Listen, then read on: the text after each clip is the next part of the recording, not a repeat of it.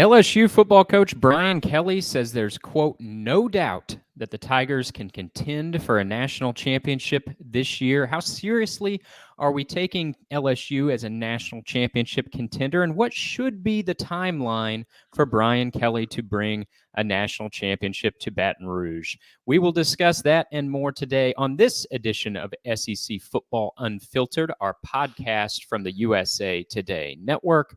I'm Blake Toppmeyer, back alongside John Adams. John, I want to get into later in the episode some conversation about the SEC and the 2025 NFL draft, what quarterbacks we think might go early. But first, I want to unpack some comments from Brian Kelly. I sat down with LSU's coach for a wide-ranging, exclusive interview in early April.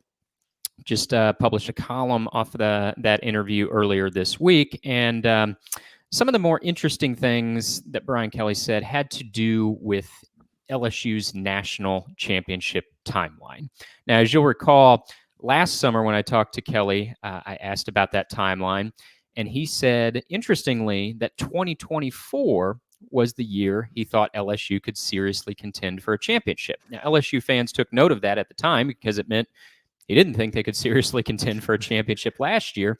But Kelly actually was pretty insightful with those comments a year ago. He raised some concerns about LSU's defense that played out on the field. He thought they had a really good offense.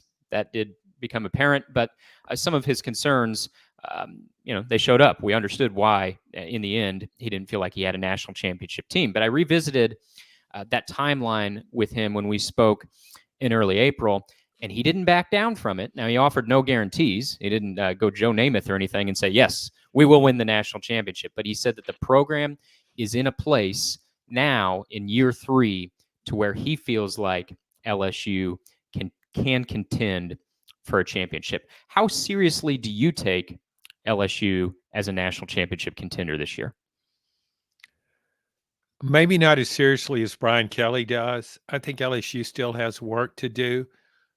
Because I believe there are teams ahead of them in the SEC. I mean, just looking at its own conference competition, I don't think it's as well fortified as, say, Georgia, Texas, or even Ole Miss. And I would probably rank Tennessee ahead of it as well. There's always a certain level of talent at LSU, granted. And I wonder, when I look back at last year, though, the defense was just porous, so porous that it wasn't like it's a mediocre defense. It just has so far to come, and maybe it will, but that to me is a big question. Also, the fact I thought Jayden Daniels is the best player in college football. The Heisman Trophy balloting backed me up on that. You don't have him. LSU's going to look back and think, boy, it wasted an opportunity with Jayden Daniels and Malik Neighbors, Brian Thomas as its receivers. I mean, that was a lot of firepower. So, yeah, I wouldn't rule it out as a championship contender, but I look at it as more of a playoff contender. I think it could make the playoff, but I think the idea LSU winning a national championship, this just isn't the year. Yeah, and Kelly is sort of in a tough he's in a tough spot with that line of questioning, really. I mean, when I reference his comments from a year ago, I didn't think it would be likely he would say, now, whoa, Blake, that was a year ago, and now actually I don't think we can contend for the national championship this year. I mean, it was a little bit of a tough spot, but I thought he could have been a little more waffling in his response. But, when I asked him, he did say outright, I do think that this team can contend. And he talked about why, because to your point, John, I brought up the fact that, well, how can you contend for a national championship when you lost Jayden Daniels and your 2-star wide receivers, 3 guys who were all selected in the first round of the NFL draft? And Kelly's answer was kind of multifaceted. Number one, he said they have to be better on defense. He thinks they will be better on defense. As he put it, if they could have played any semblance of defense last year, his words, they would have been a national championship contender last year. And that's true, I think. He thinks that group is going to be better behind new defensive coordinator Blake Baker, who previously did a really nice job with Missouri's defense. He thinks that group is older, less reliant on new transfers, and he really likes them at every position except he feels like they're a little weak right now at defensive tackle. And reading in between the lines, it sounded like Brian Kelly's going to try to add a couple transfer defensive tackles, here before summer camp. So that's one part of this. Number two, while Kelly is not, predicting a Heisman for Garrett Nussmeier, it's pretty clear to me that he believes he's got another good quarterback. Now, he knows it's going to look a little bit differently than last year because Jayden Daniels led all quarterbacks in rushing yards.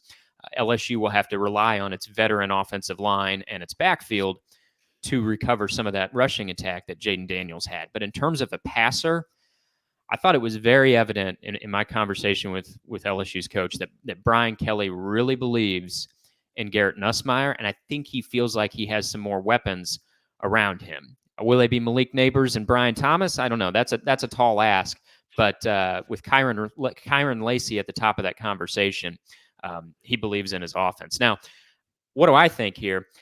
I think I'm still more believing in the offense than I am the defense, even despite the departures on offense. As you know, John, I would say I'm close to all in on Garrett Nussmeier, and I do think there are some weapons on the perimeter with LSU. They got a veteran offensive line. I think that offense will remain really good. Maybe not to the level that last year's was, but will remain good. I continue to question, though, just how competent that defense is going to be. And without significant improvement on that side of the ball, this could be a playoff team, as you put it, but I don't know about a national championship contender. No, in fact, looking back, LSU really, though lacking a game-breaking running back, otherwise that was a kind of a national championship offense to have that kind of firepower. And I believe Garrett Nussmeier will be a good quarterback too, but the pressure Jayden Daniels put on a defense, you just don't get quarterbacks like that every few years. I mean, because he was an accurate passer and he was throwing to really talented receivers. Then there was his breakaway ability, an ability not just to run for a first down, but to run for a touchdown. I mean, he could turn a 10-yard play into 70-yard play. He put so much pressure on the back end of a defense. You just had to be so wary of his running ability. Defenses won't have that problem this year. So what you have are a weaker receiving core. Now, it may still be good, but it's not going to be Malik Neighbors and Brian Thomas good, I don't think. The offensive line could be better. I don't know about the running game. I'm just not sold on the running game yet. But the offensive line seemingly could be pretty good.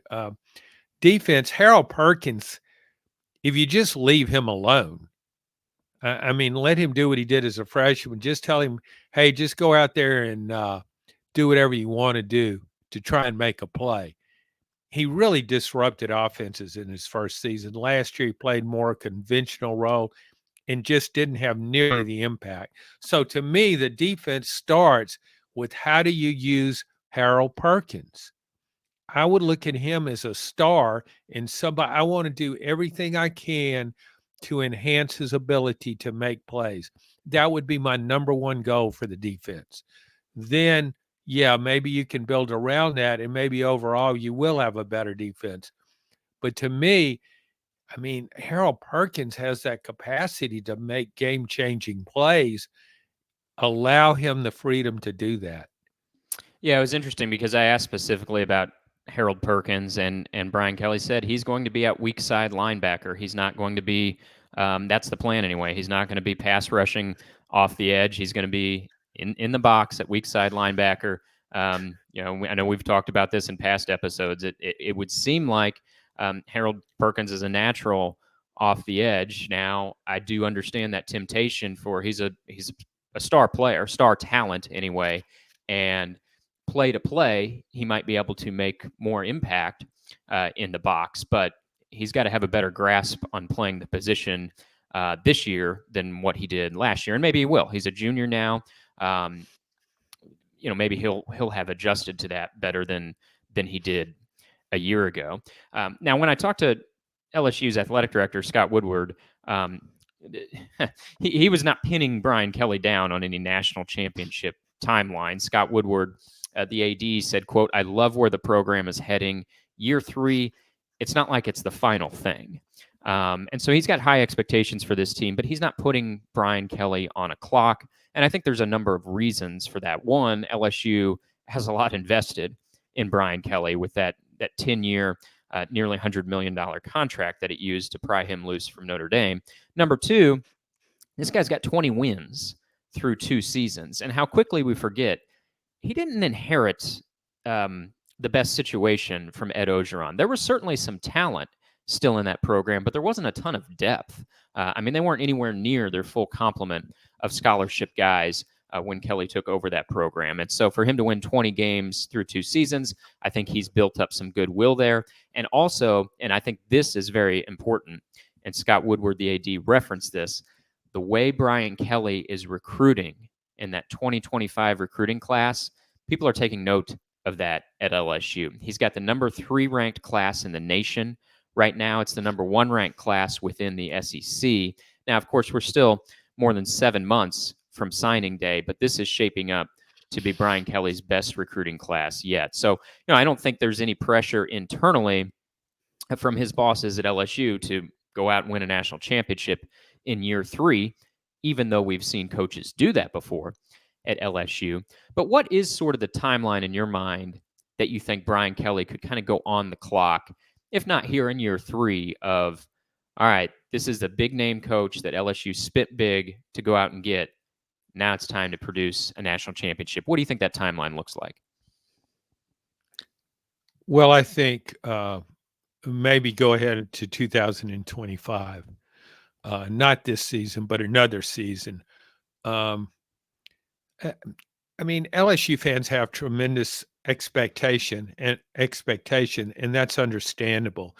When you win a national championship with Ed Orgeron and go further back and you win a national championship with Les Miles of all people in, I guess it was 2007, you hire a coach who seemingly has better credentials than either one. You naturally do the math and say, well, we got a better coach now, and we won championships with those guys. So what's wrong? Maybe Kelly's not what we thought he would be. But one way to look at it is, whom would LSU hire right now that's better than Brian Kelly, that has his credentials, not just at LSU, but at Notre Dame and Cincinnati, wherever he's been. He's won wherever he's been. So I think there are enough. I think, I don't like to say reasonable fans. That's like an oxymoron, but yeah. But you look at the program and you look at how tough this league is. You have to understand that you're not going to have a championship team every year because there are other programs with similar resources who also have good coaches. So I think 25. You look at his recruiting class in 25. I think what's important, and you brought this up when we were talking about it yesterday, is momentum. I think when fans look at their program, they need to see something that's encouraging, even if it's not in the 1-loss record. If you just see something that's encouraging, and that could be the 2025 recruiting class that he's assembling. Also the fact, we know this is a quarterback-driven era now in college football. If you don't have a competent quarterback, you got big problems. It pretty much eliminates you from playoff consideration if you don't have a really good quarterback now. And so LSU's gone from a Heisman Trophy winner to Garrett Nussmeier, a guy we know that can fling the ball around, who can definitely throw it. But see, I think that transition, even though Nussmeier might not be a Heisman Trophy winner or even candidate, if you can look at Kelly and see quarterback play, and you can say, well, he just had a Heisman Trophy quarterback. Okay. that lends itself to recruiting more elite quarterbacks. I mean, nobody can look at Brian Kelly's offense and say, "Well, I don't know if I'm a 5-star quarterback, I don't know if that's the right system for me." Well, he's won with Jayden Daniels, and it's important to note that Jayden Daniels improved significantly under Brian Kelly and in Kelly's offense. When I looked at him as a transfer to LSU, I saw a guy, really good runner, a game-breaking runner, and wondering even if maybe he should be a wide receiver. Then I watch him develop. I think that's so important in recruiting quarterbacks. You got to recruit big-time quarterbacks, and you got to be able to show a quarterback, here's why you should come to LSU. Brian Kelly can do that. He can say, I took Jayden Daniels, talented athlete, and I turned him into maybe the best quarterback in the country. He can do the same thing for you. So momentum is in LSU's favor right now.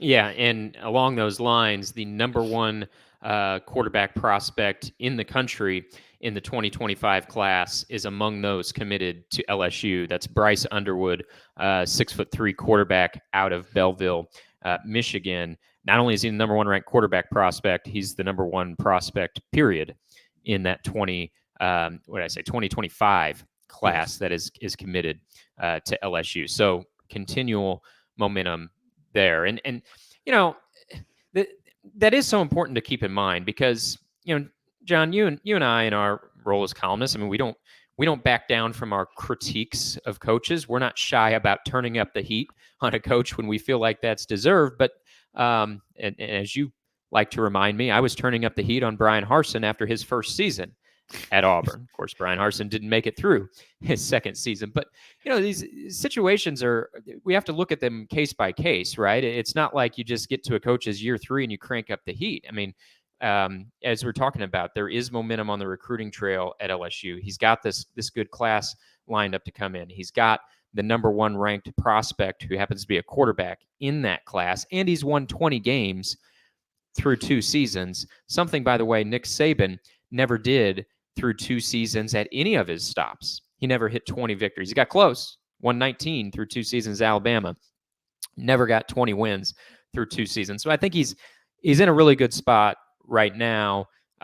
We'll see how much closer he can get to a national championship in these next couple seasons. Something I think that works in Brian Kelly's favor in terms of trying to buy, a modicum of patience is he can point to, he hasn't done this, but he could if he needed to. He could point to Kirby Smart, who won the first of his back-to-back national championships in year 6 at Georgia. Now, it wasn't like Kirby and Georgia were stumbling around for a number of years and they happened upon a national championship. No, they were building toward that. They got close early in Kirby's tenure, and if not for Tua Tagovailoa, could have won a national championship much earlier. But it did take year 6 for Kirby to get Georgia across the finish line. And I think you could maybe draw some similarities there to early signs of high-end success with Brian Kelly at LSU, but it might take, beyond year 3 to get across that finish line. And as you put it, John, I mean, who else are you going to get anyway? I mean, I ranked the top 10 coaches in college football after the retirement of Nick Saban and the exit of Jim Harbaugh to the NFL. And I had Kirby Smart 1. I had Brian Kelly 2. I had Steve Sarkisian of Texas 3. Now, I might be a couple spots higher on Sark than some other people would be. I also had Kalen DeBoer at Alabama in my top 5. But, all those guys I mentioned, they're not going anywhere. You're not getting Kirby Smart. You're not getting Steve Sarkisian to leave Texas. Kalen DeBoer's not leaving Alabama. And I have Brian Kelly in that number 2 spot. I think any reasonable person would have Brian Kelly in the top 5. I mean, there's a reason why LSU went out and hired Brian Kelly. There's a reason they've invested in him. He's going to be the guy for the next few seasons for LSU, and it's just a matter of whether he can get them across the finish line. I think when you look at LSU's recent history, post Nick Saban, with Les Miles, and then briefly with Ed Orgeron, who produced that great team in 2019. You see a program with tremendous potential, but I don't think fans looked at those coaches and were assured they were going to sustain success. Now, there were just too many glitches that popped up. I mean, Les Miles was over there eating grass on the sidelines and seemingly unaware that there was a clock involved in football. You had to at least glance at it occasionally. Ed Orgeron, I mean, he was a lovable figure from South Louisiana, a true Cajun, but I don't think anybody ever thought this guy can compete year in and year out with Nick Saban or Kirby Smart for that matter. But I think in Brian Kelly, you see a coach who's going to have his baseline is going to be good. May not win a championship every year, but his baseline, he's going to be a 9 and 10 win type coach. And then with his best teams, that's when he competes for a championship, maybe wins one. I just think LSU wanted stability. The AD, Scott Woodward, wanted stability. Ideally, that's what anybody would want with your football program. A team that's always going to be good and then has a chance to be great from time to time. And I think that's what LSU has.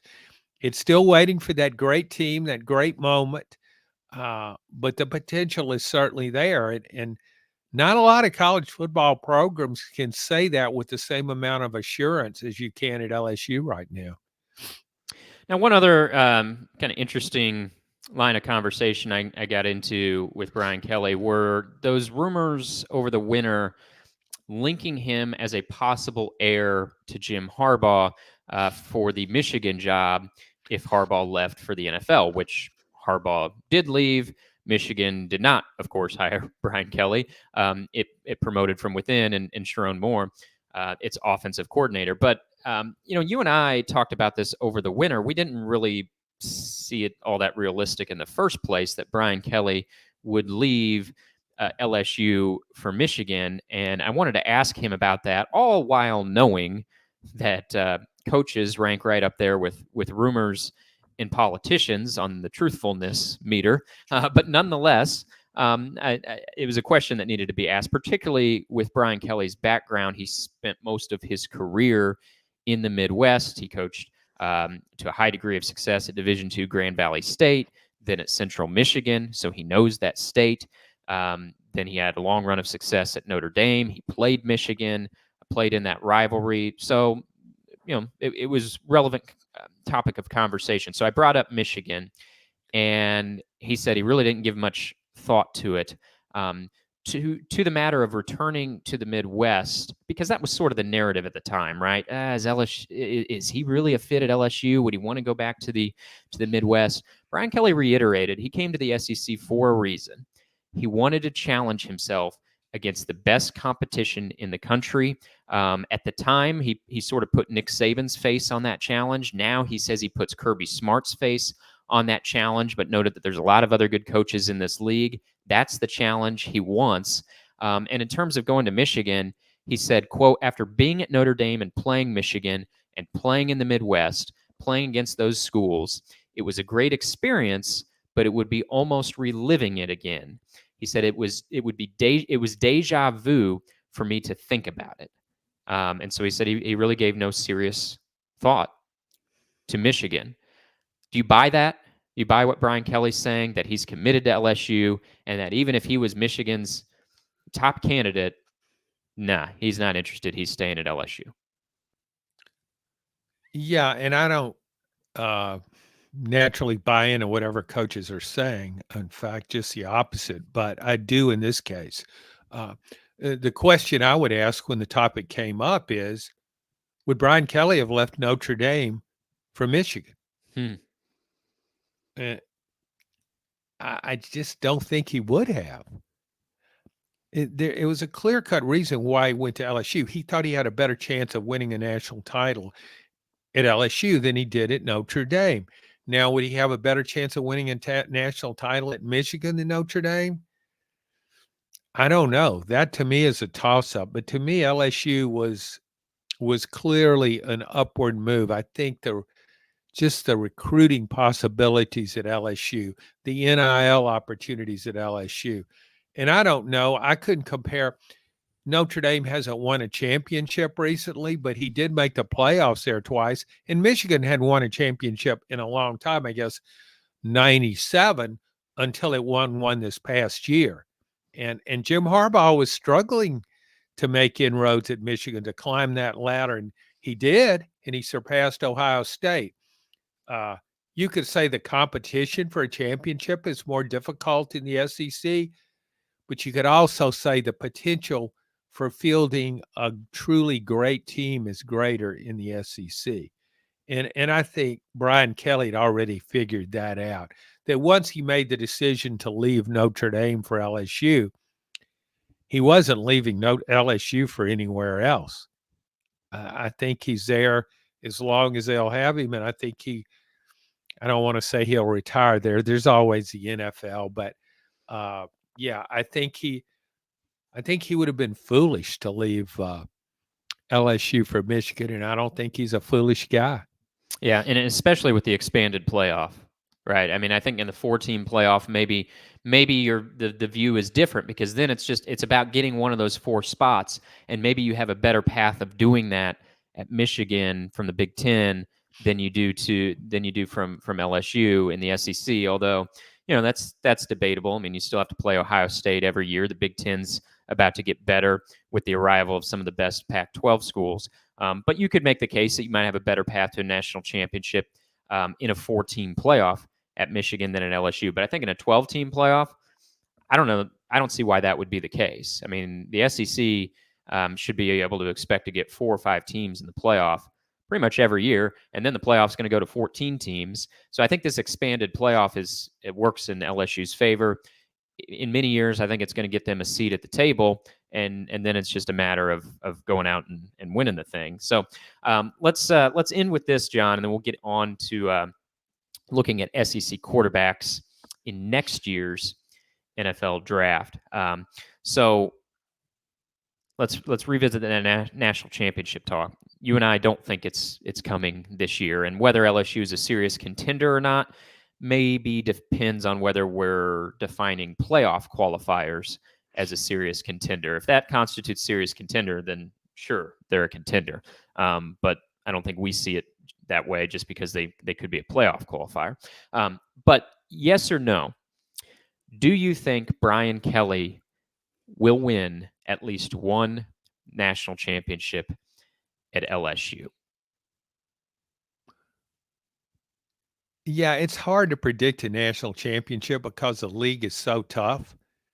And an expanded playoff means more pitfalls. It means you can get into the playoff. It's an easier path now to qualify, but you got more obstacles, you got more games. So it's going to get tricky. We see it in basketball, how many of the great teams don't make the Final Four.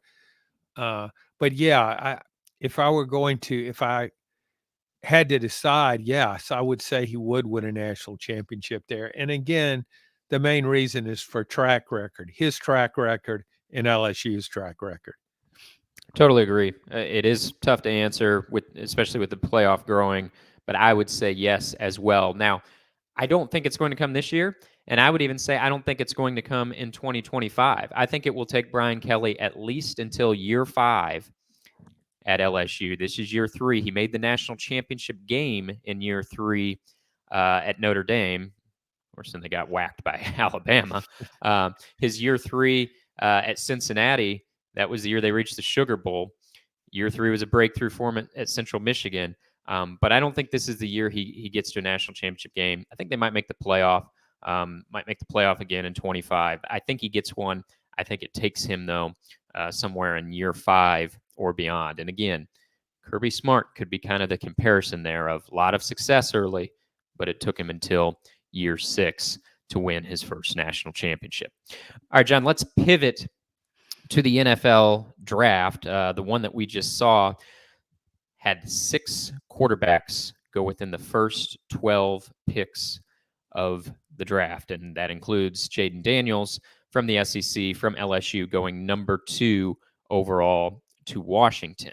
Now, looking ahead, next year's draft class of quarterbacks does not look as strong as this year's class. It would be hard to be as strong as this year's class. This was sort of a historically good year for quarterbacks in the NFL draft. But some of the best quarterbacks in next year's draft probably will be from the SEC.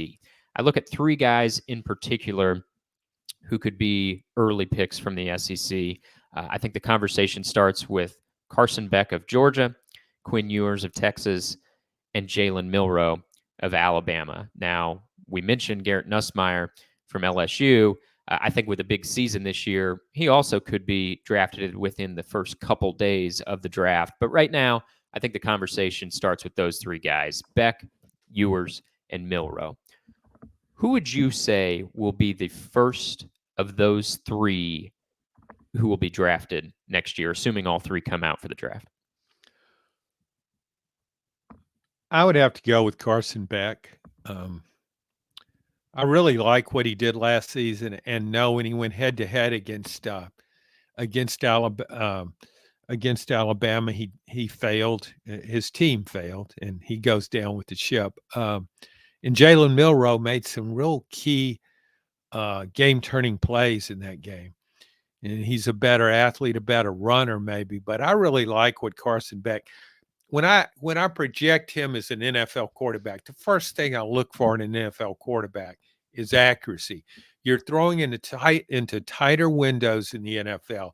You just don't see that huge gap between receiver and DB. You don't see those plays where, say, a Texas receiver is running in the wide open. There's barely another defender in the screen, and Steve Sarkisian's quarterback hits him in stride for a touchdown. It just doesn't happen like that in the NFL. So tighter window means less room for error. And I think Carson Beck, when I think of him, the word that comes to mind is precise. I think he can make those throws. He can't maybe impact the game the way Jayden Daniels did, but he can impact it in a different way. Maybe you don't need that great highlight throw if you're consistently doing it down after down after down. I just think Carson Beck is what coaches look for in a quarterback. They look at somebody that can read the field. I think he's a sharp guy, can get all his players involved, make all the throws. We always hear that, but he can do that, short, intermediate, long throws. So, yeah, I just think he's an obvious pick. I can't imagine him not being in the top 5 guys picked next year. Yeah, I would agree. He would be my first of those 3. I mean, I like Quinn Ewers' arm a lot. I love Jalen Milroe's deep ball ability plus his running ability. There's a lot of things to like about those other 2 guys, but I think you hit on it. In the NFL, accuracy is so key. Being consistent play to play is so important. Having, NFL is maybe a little more willing now to shift away from prototypical size, but they still prefer it, right? And Carson Beck looks like he came from a factory that makes NFL quarterbacks. I mean, he's got what you want in size and stature and demeanor, all that type of thing. I think he's going to have a big season for Georgia this year. So I think he's probably the safest bet to go first of those 3. But one thing I was thinking about as we saw Michael Penix, the Washington quarterback, be selected number 8 overall, I think this could be a positive development for Jalen Milroe to transition from Nick Saban to Kalen DeBoer. Kalen DeBoer worked with Michael Penix as his offensive coordinator for a year at Indiana. Then he coached him for 2 seasons at Washington. You sort of forget Michael Penix coming out of high school was not a highly sought after recruit. He was a 3-star prospect, did not have many SEC offers at all. Did have an offer from Tennessee, and Butch Jones was committed there.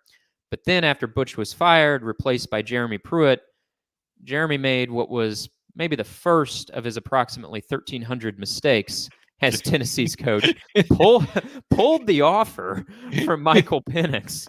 And yeah, you don't need some quarterback like that to throw for 4,000 yards. yeah, don't need him.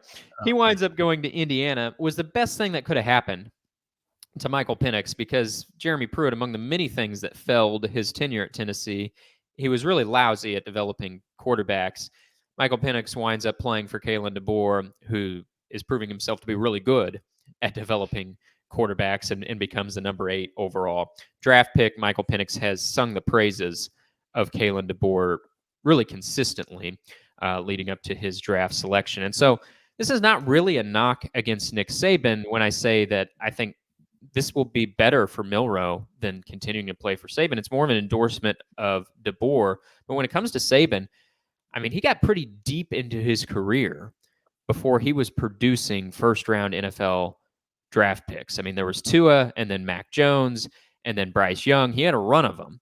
That was after he made some really good offensive coordinator hires, modernized his offense, and became more of a quarterback-led offense behind those guys. But for the majority of Saban's career, he wasn't sending guys in round 1, round 2, even round 3 of the NFL draft. He was doing it with defense, with winning in the trenches, with having really good wide receivers. Yes, usually there was a frontline NFL wide receiver, but until the last few years, we weren't seeing first-round NFL quarterbacks. I think overall, Kalen DeBoer will probably be more of a quarterback-friendly coach than what we could say Nick Saban was for the majority of his career. And in listening to Milroe after Alabama's spring game, I mean, he is – if he's not all in on Kalen DeBoer, he's doing a heck of a job fooling people of that because, I mean, he gave DeBoer a ringing endorsement, called him a coach, an offensive-minded coach, who knows how to deliver criticism with positive reinforcement. I thought that was an interesting choice of words there. Maybe not a direct shot of Nick Saban, but an endorsement of the way things are going now. And it sure seems like he believes that he and DeBoer will be a good pairing. How do you see this going for Milroe? Because at Alabama, we've been led to believe that there's sort of kind of a quarterback competition there. I'm not sure how seriously I buy that. I think Milroe's the guy. Do you think he takes a step forward with DeBoer this year? Or do you think it could be a little bit rough going as he adjusts to a new coach, new coordinator, new system, and new targets that he's throwing to as well with the loss of a couple of his top receivers?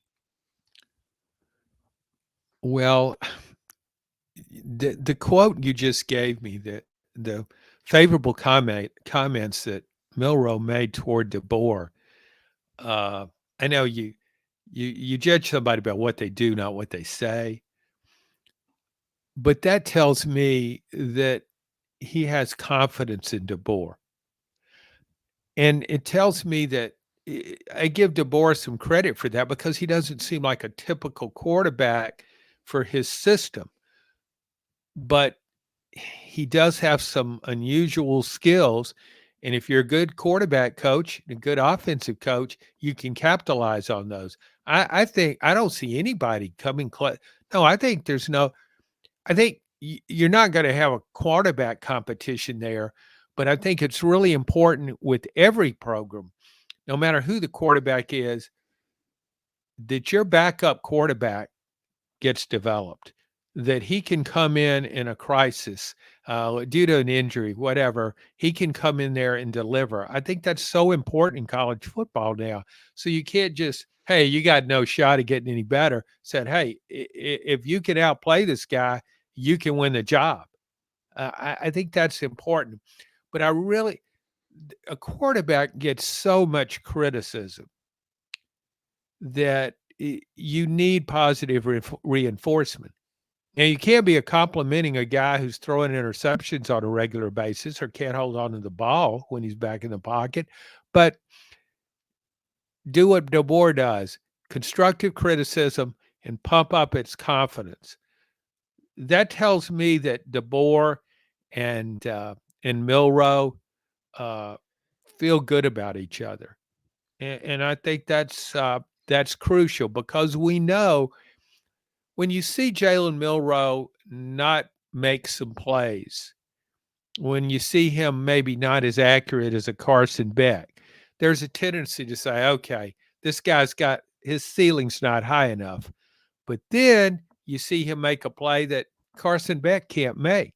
You see him run 50 yards for a touchdown.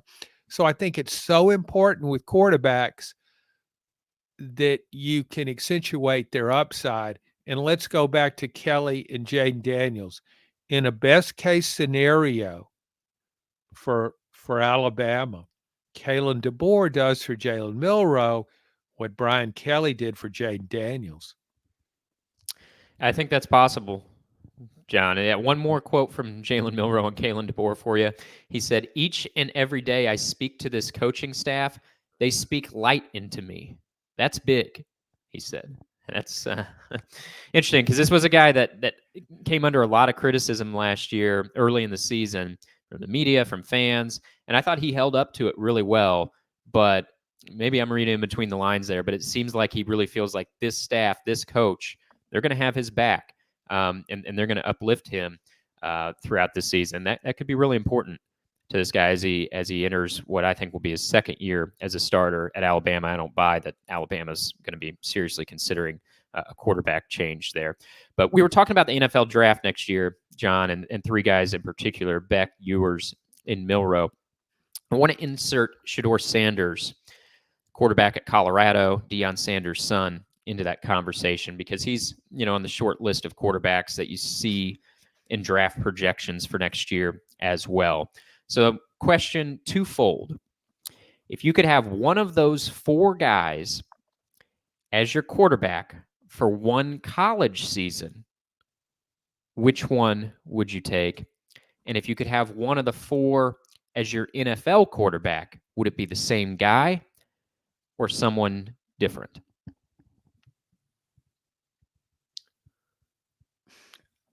I still would go with Carson Beck. On both fronts? Yes. Yeah. Definitely for the NFL. And Shedeur, I really like him. I watched Colorado in maybe 3 or 4 games last year. Really good quarterback. I just like, again, I just don't think Carson Beck, he might not make the highlight throw, but his consistency and his ability, again, for precision, I really think if you've got the players around him, you can win big. And I think Georgia has the players around him. NFL might be a different matter. If I were drafting him, I would want to make sure I could get him complementary talent as fast as possible. I'd want to have a really good offensive line. But still, if I had to pick one guy, I'd still bet on Carson Beck because I think he's – one way to put it, he's the least likely guy of that group to fail, I think.